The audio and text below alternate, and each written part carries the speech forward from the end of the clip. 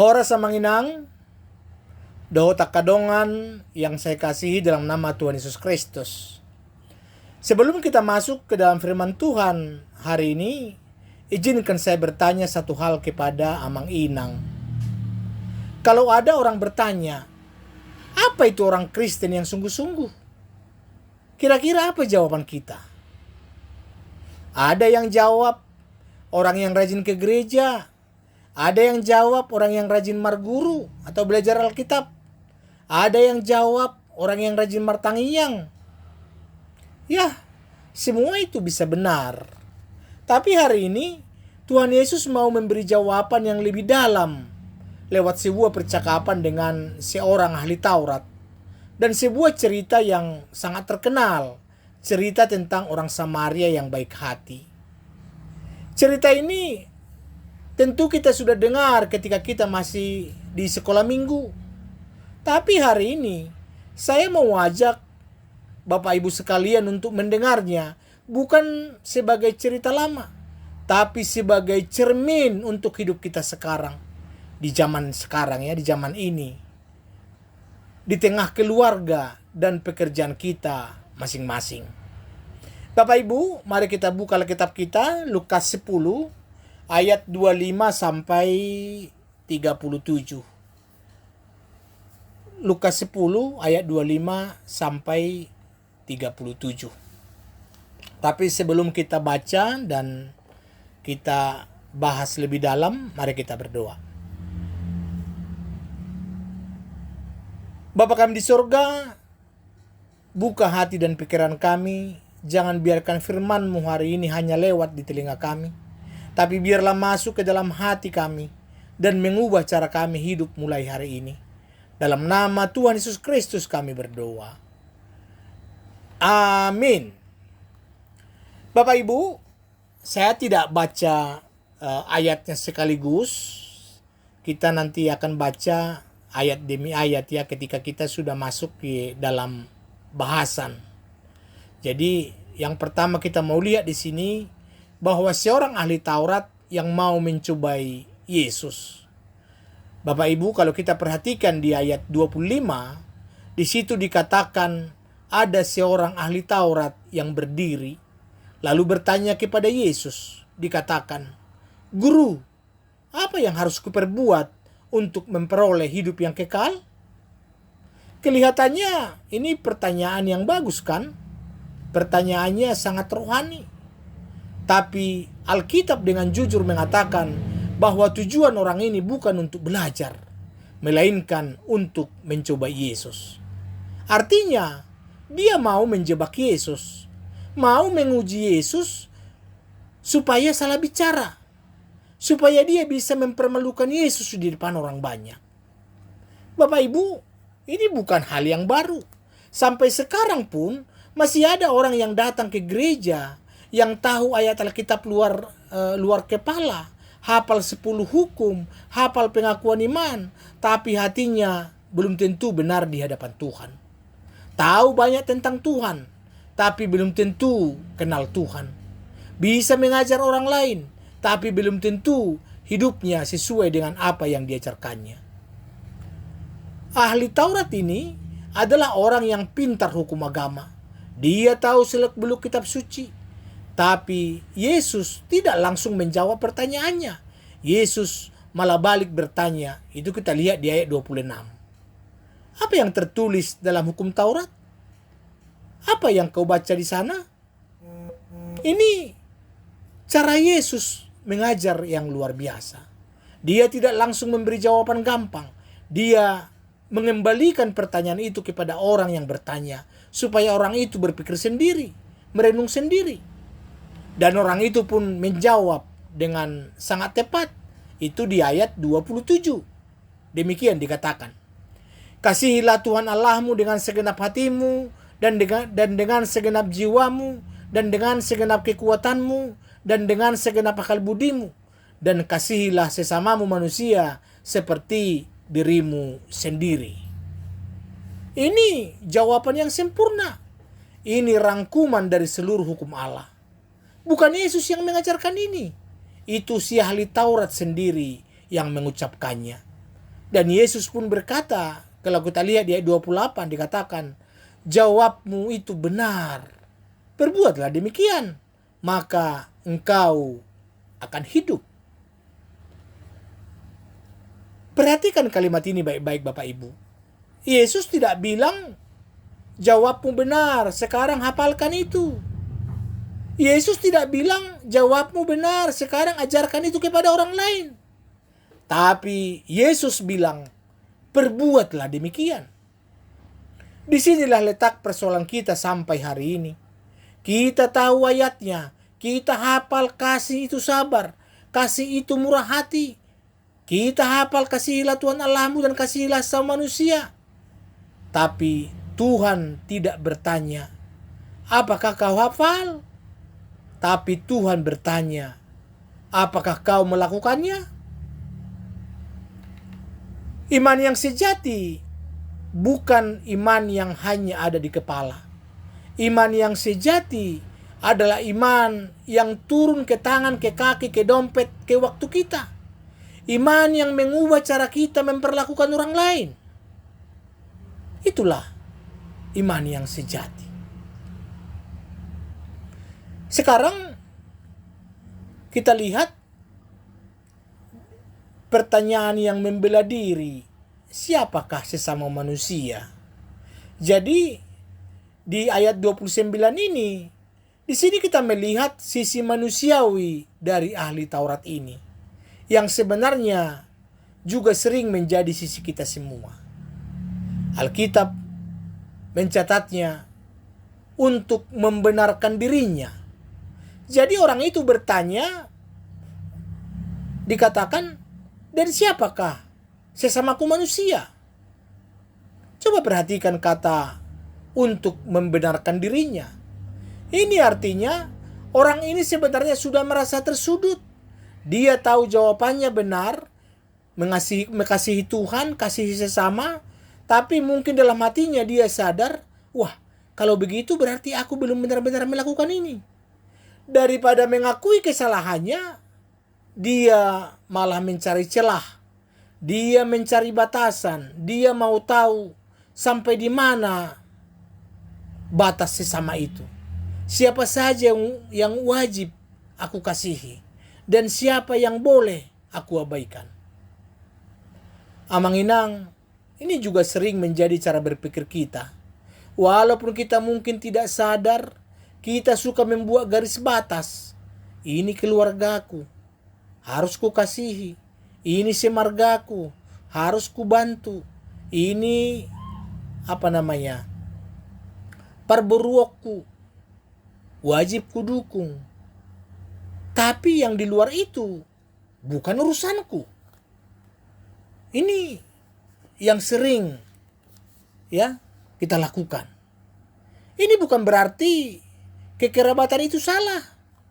Sebagai orang Batak, kita tahu betapa indahnya Dalihan Natulu.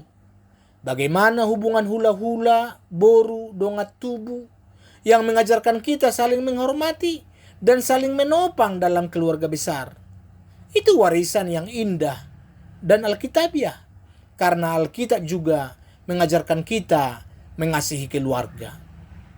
Tapi persoalannya adalah ketika kekerabatan itu dijadikan tembok, bukan jembatan. Ketika kita berkata dalam hati, kasihku hanya untuk yang semarga denganku, yang seagama denganku, yang sekampung denganku, atau yang separtai denganku, yang sama status sosialnya denganku. Dan yang di luar itu kita anggap bukan urusan kita. Nah, pertanyaan, siapakah sesamaku manusia? Ini sebenarnya pertanyaan yang licik. Karena dengan membuat batasan siapa itu sesama, orang ini sebenarnya sedang mencari izin untuk tidak mengasihi orang-orang tertentu. Dan Yesus dengan penuh hikmat tidak menjawab dengan definisi. Yesus menjawab dengan cerita. Sekarang mari kita lihat ayat 30. Jadi di sini cerita tentang orang yang jatuh ke tangan penyamun. Demikian ayat 30. Jawab Yesus, adalah seorang yang turun dari Yerusalem ke Yeriko. Ia jatuh ke tangan penyamun-penyamun yang bukan saja merampoknya habis-habisan, tetapi yang juga memukulnya, dan yang sesudah itu pergi meninggalkannya setengah mati. Bapak Ibu, mari kita bayangkan situasinya. Jadi jalan dari Yerusalem ke Yeriko itu adalah jalan yang berbahaya. Jalannya menurun, berkelok-kelok, banyak tebing dan gua batu. Ini tempat yang cocok untuk penyamun bersembunyi menunggu korbannya. Orang-orang di zaman itu tahu betul kalau lewat jalan itu sendirian, resikonya besar. Dan benar saja, orang dalam cerita itu dirampok. Bukan cuma dirampok hartanya, tapi juga dipukuli sampai setengah mati. Lalu ditinggalkan begitu saja di pinggir jalan. Coba bayangkan Bapak Ibu, orang itu terkapar, badannya penuh luka, pakaiannya dirampas. Dia tidak bisa lagi memanggil siapa-siapa, tidak bisa berjalan, mungkin sudah setengah sadar.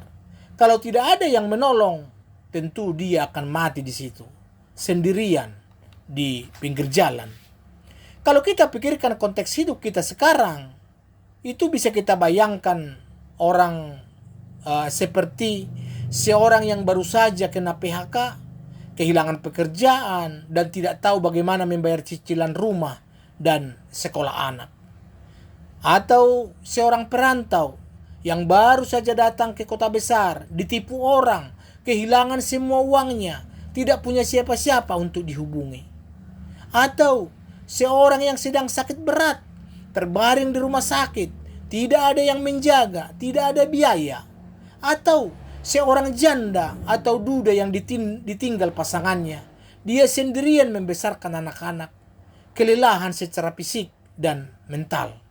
Atau seorang yang terjerat hutang pinjaman online, malu untuk bercerita kepada keluarga, merasa hidupnya sudah hancur. Orang yang jatuh ke tangan penyamun, ini ada di sekitar kita. Di zaman sekarang, dalam berbagai bentuk, mereka terkapar, mereka butuh pertolongan, dan pertanyaannya adalah, siapa yang akan berhenti dan menolong? Sekarang kita masuk ke ayat 31. Jadi nanti ini ada gambaran 3 orang yang lewat, ada imam, ada Lewi, dan orang Samaria. Sekarang orang pertama itu imam. Dikatakan ayat 31. Kebetulan ada seorang imam turun melalui jalan itu. Ia melihat orang itu, tetapi ia melewatinya dari seberang jalan. Imam ini orang penting dalam agama Yahudi. Dia yang bertugas di bait Allah. Dia yang memimpin ibadah, mempersembahkan korban. Kalau secara rohani, dia dianggap orang yang paling dekat dengan Tuhan. Tapi apa yang dilakukan ketika melihat orang yang terluka itu? Justru dia menyeberang jalan. Dia sengaja mengambil jarak. Kenapa? Mungkin karena menurut hukum Taurat, kalau seorang imam menyentuh mayat atau orang yang berdarah-darah, dia akan menjadi najis secara agama dan tidak bisa menjalankan tugasnya di bait Allah untuk beberapa waktu. Jadi mungkin dia berpikir, aku harus jaga kekudusanku, aku ada tugas pelayanan yang penting, aku tidak boleh kena najis. Bapak Ibu, coba kita jujur, bukankah kita juga sering begini? Kita sibuk dengan urusan gereja, sibuk jadi panitia pesta, sibuk mengurus acara adat, sibuk dengan pelayanan kor, sibuk marguru. Tapi ketika ada tetangga yang sedang susah di depan mata kita, justru kita menyeberang jalan. Kita alasan, aduh, aku sedang terburu-buru mau ke gereja. Padahal pelayanan yang sebenarnya sedang menunggu kita justru di pinggir jalan itu, bukan di dalam gedung gereja. Yang kedua, lewat orang Lewi. Ayat 32 mengatakan, demikian juga si orang Lewi datang ke tempat itu. Ketika ia melihat orang itu, ia melewatinya dari seberang jalan. Orang Lewi ini juga pelayan di Bait Allah, membantu tugas-tugas ibadah. Itu sama seperti imam. Dia melihat orang yang terluka itu, tapi juga menyeberang jalan. Menariknya, Alkitab bilang dia datang ke tempat itu dan melihat. Artinya, dia sempat mendekat, sempat memperhatikan. Mungkin bahkan sempat berhenti sebentar untuk melihat lebih jelas. Tapi setelah dia melihat, dia tetap memilih pergi. Ini yang lebih menyedihkan, Bapak Ibu. Kadang kita bukan tidak tahu ada orang yang butuh bantuan. Kita tahu, kita lihat, kita bahkan sempat berhenti sebentar, merasa iba sebentar. Tapi setelah itu, kita tetap jalan terus karena kita pikir, biar orang lain saja yang urus. Atau bukan urusanku. Atau aku takut kalau aku bantu, nanti aku sendiri yang repot. Bapak Ibu, di zaman sekarang ada lagi yang paling parah dari situ. Justru dia sempat untuk foto. Udah dilihat kecelakaan, bukannya dibantu, tapi dipoto untuk mau diupload di media sosial. Yang ketiga, lewat orang Samaria. Kalau kita lihat di sinilah bagian yang paling mengejutkan bagi orang-orang yang mendengar cerita ini pertama kali. Ayat dikatakan, lalu datang seorang Samaria yang sedang dalam perjalanan ke tempat itu. Dan ketika ia melihat orang itu, tergeraklah hatinya oleh belas kasihan. Bapak Ibu perlu tahu bahwa orang Yahudi dan orang Samaria itu saling membenci. Mereka punya sejarah permusuhan yang panjang. Beda ibadah, beda tempat sembahyang, beda darah campuran. Saling menganggap yang lain itu najis dan sesat. Kalau orang Yahudi mendengar kata Samaria, itu seperti mendengar nama musuh. Jadi ketika Yesus bercerita bahwa yang menolong itu justru orang Samaria, bukan imam, bukan orang Lewi, tapi orang yang selama ini dianggap musuh dan orang luar. Ini seperti tamparan keras bagi si ahli Taurat dan semua yang mendengarkan. Orang Samaria ini ketika melihat orang yang terluka, hatinya tergerak oleh belas kasihan. Ini bukan sekedar kasihan yang berhenti di perasaan. Sekarang mari kita lihat apa yang dia lakukan selanjutnya. Ya, kali ini di ayat 34 sampai 35. Tapi ini saya bagi sesuai dengan cerita ya. Yang pertama dia lakukan, ia pergi mendekat. Bukan menyeberang, menjauh, tapi mendekat. Yang kedua, ia membalut luka-lukanya. Artinya dia turun tangan langsung, bukan menyuruh orang lain. Yang ketiga, ia menyiraminya dengan minyak dan anggur. Minyak untuk melembutkan luka. Itu anggur sebagai antiseptik di zaman itu. Jadi dia pakai persediaan miliknya sendiri. Lalu yang keempat, ia menaikkan orang itu ke atas keledainya sendiri. Artinya, dia menjadi berjalan kaki. Mempersilahkan orang yang terluka itu naik ke tunggangannya. Yang kelima, ia membawanya ke penginapan dan merawatnya. Lalu dia meluangkan waktunya, bukan cuma sekedar mampir sebentar. Lalu dikatakan yang keenam, keesokan harinya ia membayar 2 dinar kepada pemilik penginapan. 2 dinar itu setara dengan upah 2 hari kerja. Itu 2 hari kerja penuh ya. Dan dia bilang, kalau masih kurang, nanti aku ganti waktu aku kembali. Bapak Ibu, coba kita perhatikan. Orang Samaria ini mengorbankan waktunya, mengorbankan tenaganya, mengorbankan persediaannya, uangnya, bahkan memberi jaminan tanpa batas. Artinya dikatakan kalau kurang nanti aku ganti. Dan yang paling luar biasa, dia melakukan semua ini untuk orang yang bukan sebangsanya. Orang yang seharusnya dia anggap musuh. Inilah gambaran kasih yang sesungguhnya. Bukan kasih yang berhenti di perasaan kasihan, tapi kasih yang bertindak, kasih yang berkorban, dan yang tidak melihat siapa orangnya. Sekarang pertanyaan yang dibalik Yesus itu di ayat 36. Ini bagian yang sangat penting untuk kita pahami.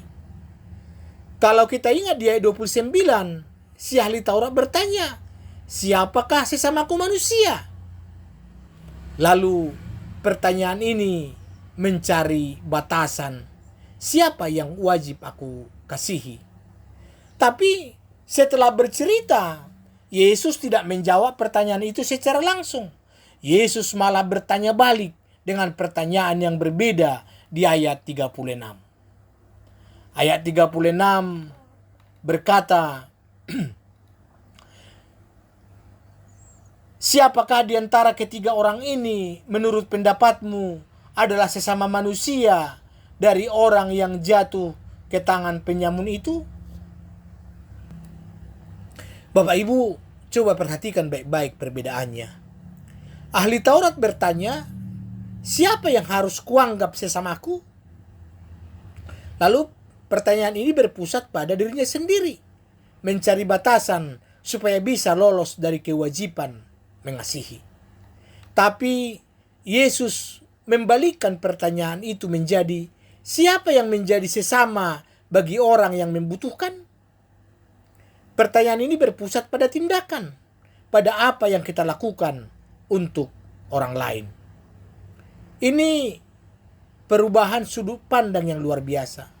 Yesus mau mengajarkan bahwa menjadi sesama itu bukan soal siapa yang termasuk dalam daftar kita, tapi soal apakah kita bersedia menjadi sesama bagi siapa saja yang kita temui yang sedang membutuhkan. Kasih Kristen itu bukan kasih yang bertanya, siapa yang layak ku kasihi? Kasih Kristen adalah kasih yang bertanya, bagaimana aku bisa menjadi berkat bagi orang yang kutemui hari ini, siapapun dia. Dan ahli Taurat itu pun terpaksa menjawab dengan jujur di ayat 37. Orang yang telah menunjukkan belas kasihan kepadanya. Dia bahkan tidak sanggup mengucapkan kata orang Samaria. Mungkin karena kebenciannya yang begitu dalam. Tapi dia tetap harus mengakui kebenarannya. Dan Yesus menutup dengan satu kalimat pendek yang sangat kuat. Pergilah dan perbuatlah demikian. Amang inang yang saya kasihi, sekarang mari kita bawa firman ini turun ke dalam hidup kita sehari-hari. Yang pertama, kasih kepada Allah dan kasih kepada sesama tidak bisa dipisahkan. Ahli Taurat itu menjawab dengan tepat. Kasihi Allah dan kasihi sesama. Ini dua hal ini seperti dua sisi mata uang yang sama. Tidak mungkin kita bilang, aku sangat mengasihi Tuhan, tapi kita bersikap dingin dan cuek terhadap orang yang menderita di sekitar kita. Rasul Yohanes bahkan berkata dengan tegas, jika seorang mengaku mengasihi Allah tetapi membenci saudaranya, orang itu adalah pendusta. Jadi ukuran kerohanian kita bukan hanya seberapa rajin kita berdoa dan beribadah, tapi juga seberapa peduli kita terhadap orang yang sedang menderita di sekitar kita. Yang kedua, jangan menjadi imam atau orang Lewi yang menyeberang jalan. Bapak Ibu, dalam hidup kita sehari-hari, seringkali kita punya alasan rohani untuk tidak peduli. Aku sedang sibuk pelayanan gereja, Aku sedang persiapan untuk pesta adat. Aku sedang capek, aku butuh istirahat. Semua alasan ini bisa saja benar dan sah. Tapi jangan sampai alasan itu kita pakai untuk terus-menerus menghindar dari orang yang membutuhkan pertolongan kita. Coba kita pikirkan, siapa orang yang terluka di pinggir jalan dalam hidup kita minggu ini? Bisa jadi itu tetangga sebelah rumah yang sedang berduka. Bisa jadi rekan kerja yang sedang stres berat karena masalah keluarga. Bisa jadi itu adik atau abang kita sendiri yang sedang kesulitan ekonomi, tapi malu untuk minta tolong. Bisa jadi itu orang asing yang kita temui di jalan, yang kelihatan bingung dan butuh arahan. Yang ketiga, jadilah orang Samaria di zaman ini, bahkan kepada orang yang berbeda dengan kita. Ini bagian yang paling menantang. Yesus dengan sengaja memilih orang Samaria, orang yang dianggap musuh, sebagai contoh kasih yang sejati. Ini pesan yang jelas. Kasih sejati tidak melihat suku, tidak melihat marga, tidak melihat agama, tidak melihat status sosial, tidak melihat apakah orang itu pernah menyakiti kita atau kelompok kita. Bapak Ibu, sebagai orang Batak, kita punya nilai yang indah tentang kekeluargaan dan gotong royong. Kita punya holong, masih pature hutanabe, dan banyak hal dalam kelompok-kelompok kita orang Batak.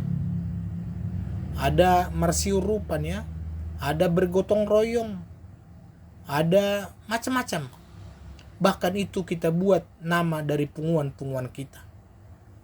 Tapi mari kita perluas lingkaran kasih kita.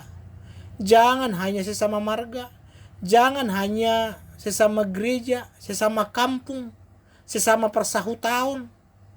Tuhan Yesus mau kita juga peduli kepada orang yang berbeda dari kita, suku lain, agama lain, latar belakang lain, karena mereka juga adalah sesama manusia yang dikasihi Allah. Yang keempat, kasih yang sejati itu berkorban, bukan hanya berbicara. Orang Samaria itu tidak cukup hanya merasa kasihan. Dia bertindak, dia mengeluarkan minyak dan anggurnya, dia memberikan tunggangannya, dia meluangkan waktunya, dia mengeluarkan uangnya, bahkan memberi jaminan yang tak terbatas. Bapak Ibu, kasih yang hanya berhenti di ucapan, kasihan ya, atau turut prihatin saja, itu belum cukup.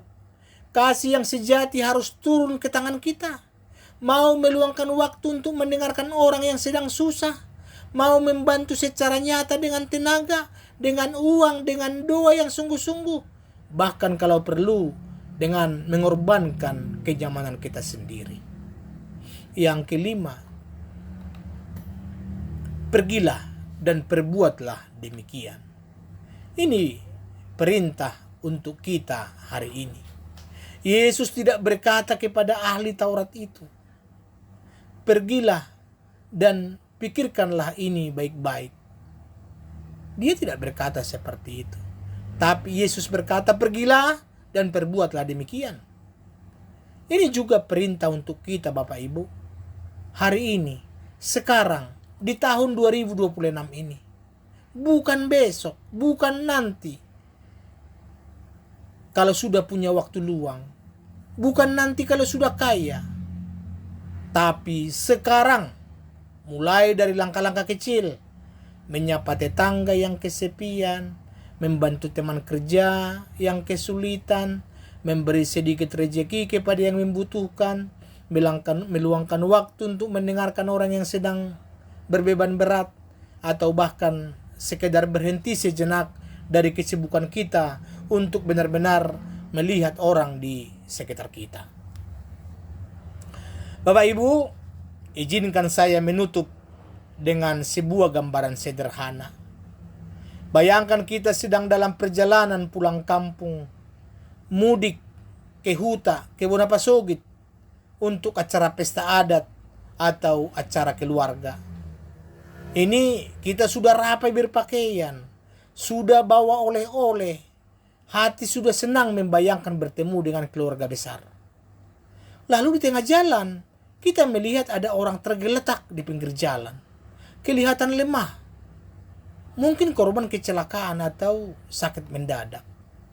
Apa yang akan kita lakukan? Apakah kita akan berkata dalam hati, aduh, saya sudah rapi, sudah pakai jas, nanti kotor kalau turun menolong.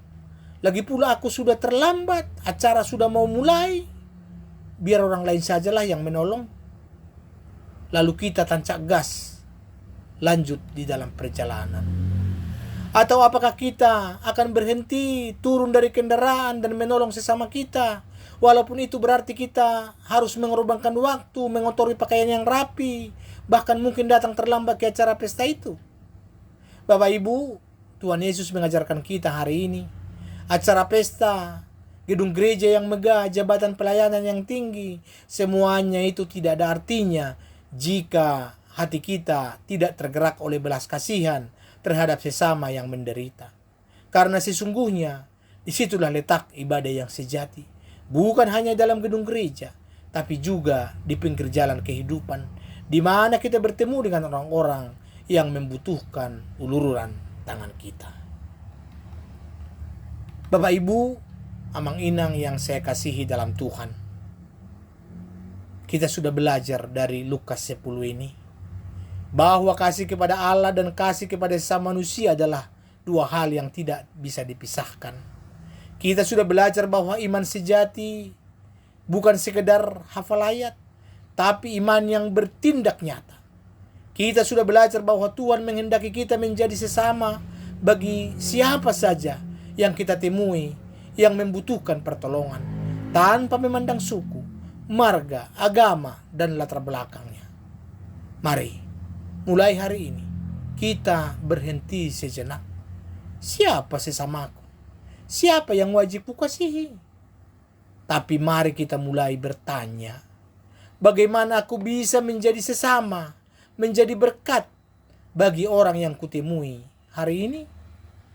Biarlah hidup kita, keluarga kita, pekerjaan kita menjadi tempat di mana kasih Allah nyata dan terasa bagi orang-orang di sekitar kita. Di rumah, di kantor, di pasar, di jalan, dimanapun kita berada. Seperti kata Yesus, pergilah dan perbuatlah demikian. Amin.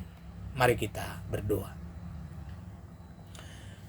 Bapa di surga, kami berterima kasih untuk firman-Mu hari ini yang begitu jelas dan begitu menegur hati kami. Ampuni kami Tuhan, karena seringkali kami menjadi imam dan orang Lewi yang menyeberang jalan, yang melihat tapi memilih tidak peduli. Mampukan kami ya Tuhan, untuk menjadi seperti orang Samaria itu, yang hatinya tergerak oleh belas kasihan, dan yang berani bertindak nyata bagi sesama, siapapun mereka. Pakailah kami menjadi berkat mulai hari ini. Mulai dari rumah kami, keluarga kami, lingkungan kami. Kami serahkan hidup kami untuk kemuliaan nama-Mu. Dalam nama Tuhan Yesus Kristus kami berdoa dan bersyukur. Amin. Terima kasih Bapak Ibu telah mendengarkan podcast ini. Selamat bertemu kembali di episode berikutnya. Shalom. Tuhan Yesus memberkati. Horas.